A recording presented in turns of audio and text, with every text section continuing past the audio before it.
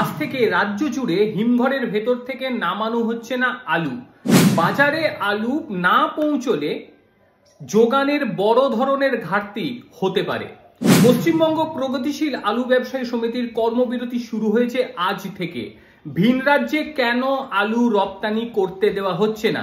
রাজ্যের সীমান্তে আটকে দেওয়া হয়েছে আলু বোঝাই ট্রাক।